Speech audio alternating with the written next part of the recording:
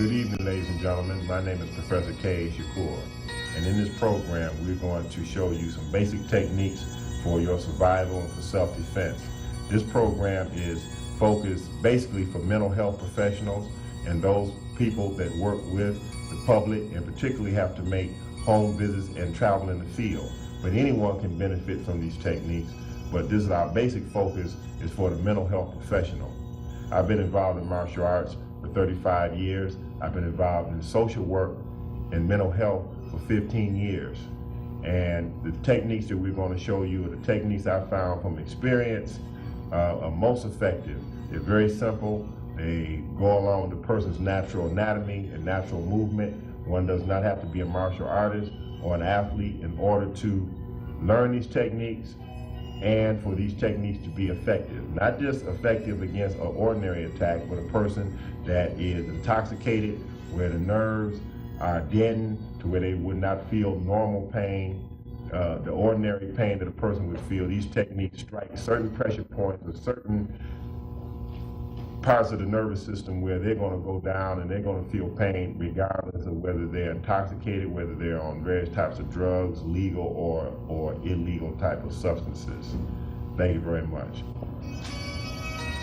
First, I'm going to demonstrate techniques, the basic movement, arm movements and strikes, and then Latifa Mutakallam will demonstrate, because many of our social workers and mental health professionals are females and most attackers are males. This is called Willie Goss. That would be our attacker. So the first movement that you want to understand is the shoulder. And the shoulder, you want the shoulder to be relaxed, and you move in this type of motion. This is the way the arms naturally move. So you will make a fist, or the hand could be open, and the person will come and you would do almost like an uppercut or a swinging motion. This strike here would take care of most type of frontal attacks or swinging attacks, so slow motion. Here, I would come up under, or if the person grabbed here, we're gonna go slow here. I would strike this way. And this would hit the chin, this would also hit in the sternum area. Okay? The whole hand or the whole arm becomes a weapon. The hand, or I could turn the wrist and claw the face. Okay, again, and slow.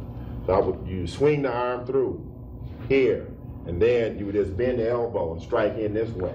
So you don't have to worry about some specific type of technique, you just deal in motion. So rather than maybe using the word technique, we'll use the word motion. Natural motion.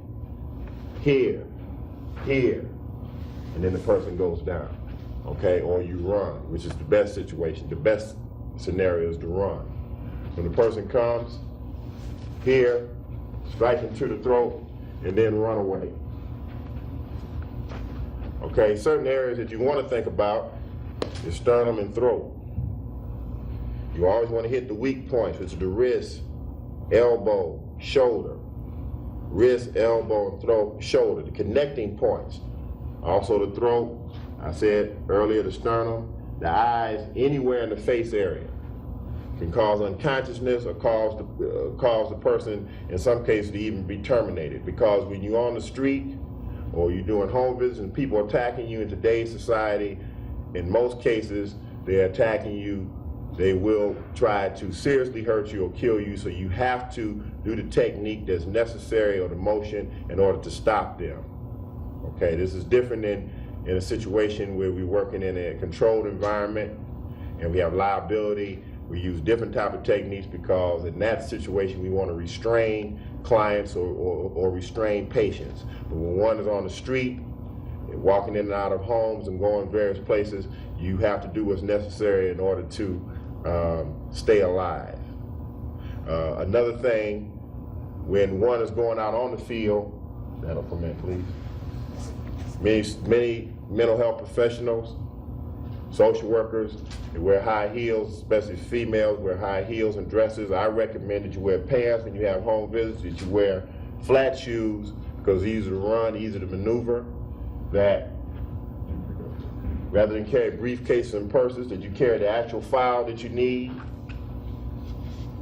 and only the pertinent information, so that way Your arms are free, you're not bogged down with a lot of extra baggage. Okay, so I'll repeat again, pants, I recommend that on any type of home visits or working in the field, that one wear pants, one wear flat shoes, gym shoes, or hard shoes, and one carry the file or the pertinent information that they need to carry. No extra luggage, briefcases and purses, and any or high heels or dresses or things that make it difficult to move around in and to maneuver. Okay.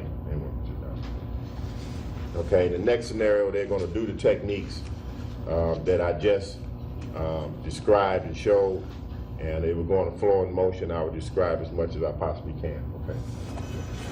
Thank you. First, we deal with the frontal attack. Moves through strike, claws the face, and moves through forward motion. Takes the perpetrator or attacker down. Uppercut, claw the face.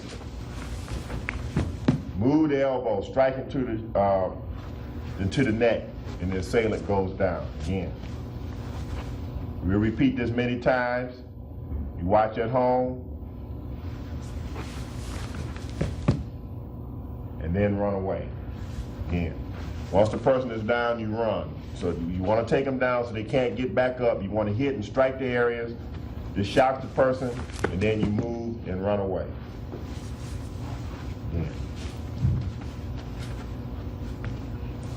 Claw the face, elbow, and down, and she runs. Okay, from the punch.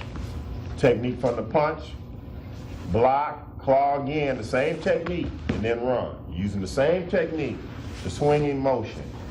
Comes from the animal techniques. Swing, claw, down, and run. Again, go.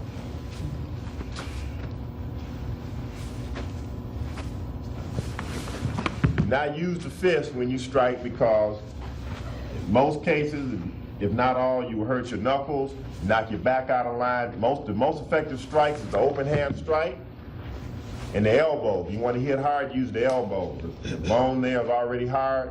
You don't have to toughen it, and it has devastating effect. In the clawing motion, you tense the fingers and you claw. The power comes from moving the elbow from the back muscles, actually.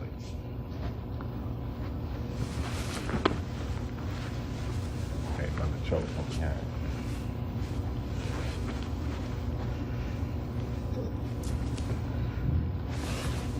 This is the choke. And down and run. Now when you're in the choke, again, first the neck goes into what we call a triangle, or into that person's elbow. You have 3 seconds, and the chin has to go down. You drop the knees immediately. So that's one motion. Then you put the hand on the wrist and elbow, and then you just move out, and then down. Okay? You don't take them down hard. Strike. Okay. Into the triangle, as we call it. Drop the knees, move out, elbow into the stomach, and push the person down. Those again, be controlling the wrist and the elbow. Okay, then strike. When you control the wrist and the elbow, the person can't move their arm. Those are the weak areas in the joints. Into the triangle, striking into the stomach area with the elbow or groin area, and then using the foot kicking and then running away. Again.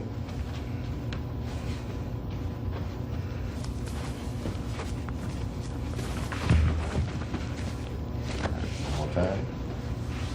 Showing you this numerous of times so that you can understand the movement. Very slow now, very slow. Again, into the triangle, out, wrist on the elbow, and down. Okay. At this time, we're playing technique and turn out. Don't even do this first control in the hand. Okay. Person chokes, and just move your feet. It drops, and just move your feet out and run. Again.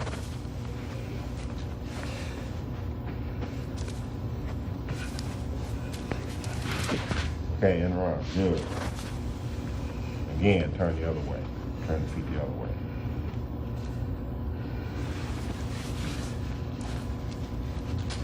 Good, and down. Good. Okay, again, the slow motion. The neck goes into the triangle, or into the person's bend in the arm. You drop the knees and grab the wrist and the elbow, the elbow and the wrist simultaneously again. So you grab the assailant's wrist and elbow, and you turn the neck and drop the knees simultaneous. Then turn. It's like you're driving a car, either right or left. And the technique will happen for you. Again, turn the other way. You can turn right or left. It's the feet. You can turn right or left. Again. One other part we want to add in. Keep that chin in, because if the chin is in, the sailor's arm can't get around the throat. So that way you can stand there as long as you have to. Then she can take that other hand and go into the groin, which you want to grab. Not just hit, but grab into the groin, or use the elbow and strike into that area, because that's where the pain is. Or you can grab into this area here and pinch this area. Very, very painful. Okay, again, you can grab the groin, you can strike with the elbow, or you can pinch. It's at the inside of the leg and then turn out. Good. And then turn the other way. Do it again and turn the other way. Again, turning and dropping, and this time she turns the other way. Good. The person goes down. Okay, next scenario. We'll work on the ground. Use the cross hand. Either hand crosses over, knocks the wrist up, the other hand grabs the elbow, you turn, and the person goes over. Again. And any type of strike, and then you get up and run.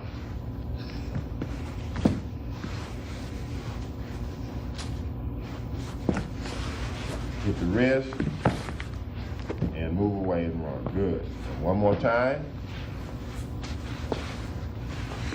When the sail's on top, you have to relax. Relaxation is important. You just move. Hand on the wrist and elbow and up and run. And the next technique that you can do is you can push both elbows in. Pushing both elbows in and turning. Right or left. Person goes over. This is not based on weight or height. You can lift 15 pounds, you can do these techniques. This deals with attacking the weak areas in the body, the joints. Pressing both elbows and turning and up. Again, the first move, she strikes the face to create distraction or pain. She pushes the elbows and turns simultaneously.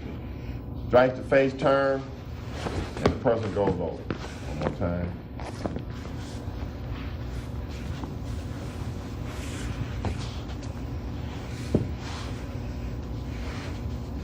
Striking, pushing in the elbows, turning right or left. Very good. Okay, our next scenario from sitting. Now remember, let's review again. Flat shoes, pants, and only bring in to whatever home visit or case visit the file and necessary information. Leave any briefcases, purses behind, because you want to be able to you want to be as free as possible. You want to have as much, you want to be able to maneuver as much as possible. A lot of times, bringing in too much baggage can create a problem. So now we're going to do some scenarios as if you're sitting in the home doing a case visit and the person attacks you for some reason, okay? There again, she went to the wrist and the shoulder that time because we're dealing with the joints, and she ran. Again, slow. Person grabs, she moves, grabs the wrist and elbow, push the person down and runs. Okay? Person grabs, moves wrist and elbow and runs out of the door. And remember, whenever you go in any place, always look for the exits. Be aware of your surroundings. Make sure you know where the doors are.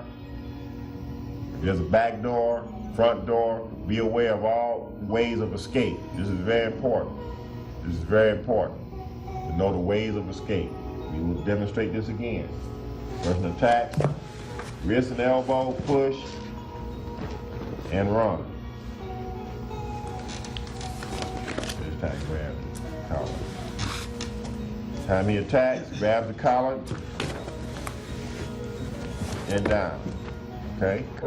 The attack comes, he strikes up again, pushes, and runs away. Very natural motion. Swinging from the elbow. Same thing you can do standing, you do sitting. Person attacks, swinging up, scratching the face, pushing, and running. Again. This time, choke on the chair. Okay, then choke. Ready? Here's the attack. He's choking her. He strikes the face, pushes it, and runs. Again. Person attacks and pushes and runs. Okay, one more time. You want to claw into the face, swing the elbow, claw into the face, push and run. Running is very important. Maneuvering and running. A lot of times, the assailant or the person attacking you can many times miss. Now what we're going to do is this free movement. Latifah's going to do any type of free movement as Carl Willie attacks. Ready, begin. And run. Again.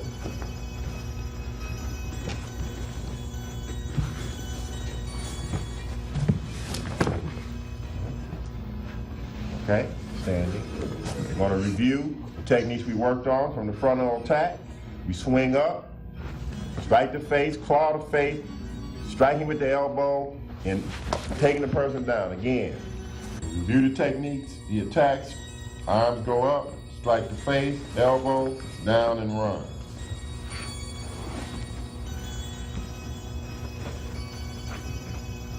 Remember to swing the arms, scratch the face, elbow, push down and run.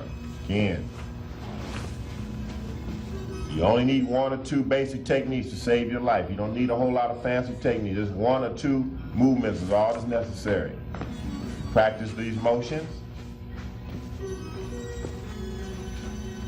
daily, and the timing and the speed comes in.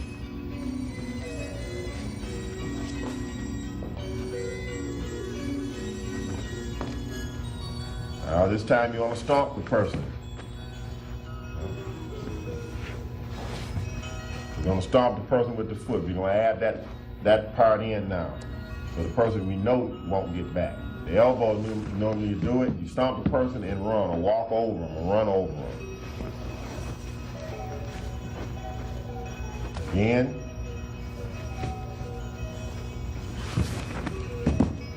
Okay. Now we demonstrate techniques, again, review from the floor. Review these techniques over and over again. The same basic technique. Wrist and elbow. Turning the body right or left. Turning the body right or left. It's like driving. Striking and clawing the face.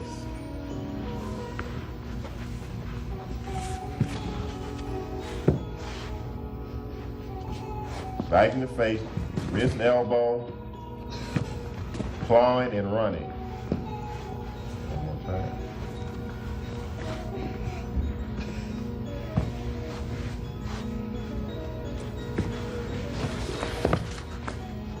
Turns the head, put into the triangle of his elbow, hand on wrist, wrist and elbow, dropping the knee and turning the feet either right or left. And out. Pushing and running. Again. Grabbing wrist, elbow, dropping the chin, turning right or left, and dropping. Striking into the groin. We add in the next element of it. Striking or grabbing into the groin, grabbing the groin, striking with the elbow, pinching on the inside, very painful, and then turning the feet right or left and then out. Good. These are spontaneous movements. The basic is dropping chin, knees, and grabbing the wrist and elbow. When you turn the feet, right or left, the way the assailant falls is different each time. It will not look the same way each time. And turning out.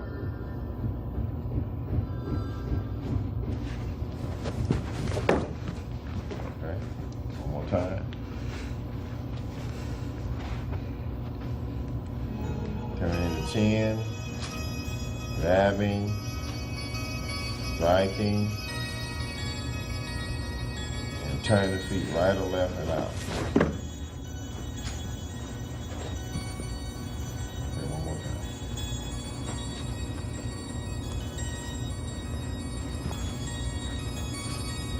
Striking. Basically what we want to remember and review is the basic points on the body to hit. Sternum, throat, anywhere on the face area can cause temporary unconsciousness or permanent unconsciousness, depending on where you hit. Your basic motion is swinging the arm. Shoulders should be relaxed because the power is coming from the waist, the hips, and the back muscles. So basically all you do is swing it. It's like if you're bowling or playing softball, it's a natural motion, the way the arm naturally moves. Also, and we'll get more into this in the future programs, pressure point, using the tip of the thumb or the fingers, but the thumb is best because the thumb has the strongest foundation on the hand. You just go in there. It doesn't require that much effort or strength. That's a pressure point. This is pressure point here. So if a person chokes here, you go in the pressure point there, and the person goes down, okay? Other places to hit, what you can do is to pull the side, pull the earlobe, that's pain. Or anywhere in the ear area creates pain. Top of the head, forehead, you take the hand and just back this way, and this off balances the person, okay? These are simple motions. Again, this off balances the person or the assailant this way, can strike into the throat. Also, you have this part of the leg, bend of the leg, you just put your foot in there and the person goes down.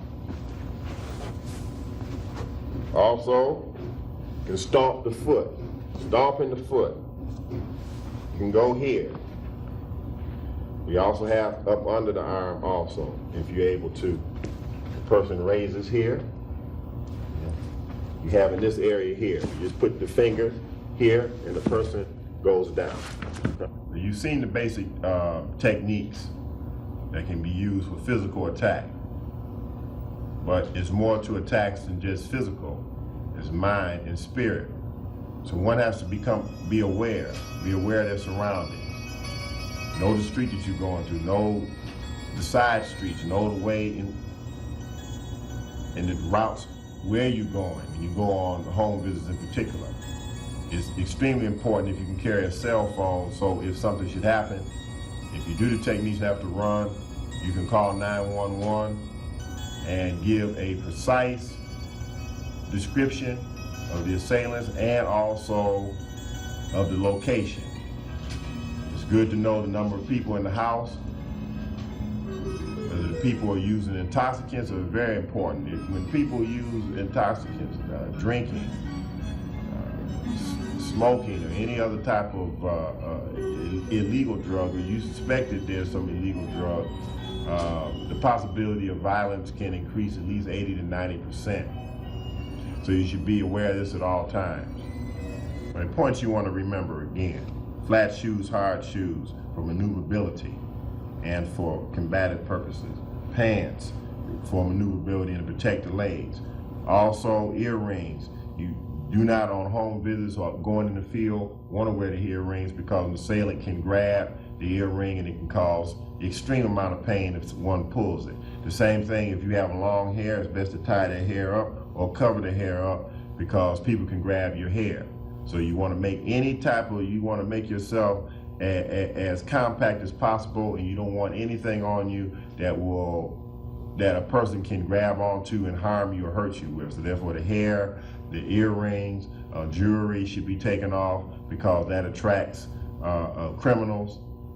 It gives the wrong impression that one that has money or that the jewelry is valuable and they would want to attack you because of it. So these things, you should, a watch is fine and everything else should be left behind, in my opinion and from my experience. I appreciate you watching this program. I hope you gain as much from it. I look forward to talking to you and demonstrating for you again in future programs. Everyone be safe, everyone be peaceful, and good day.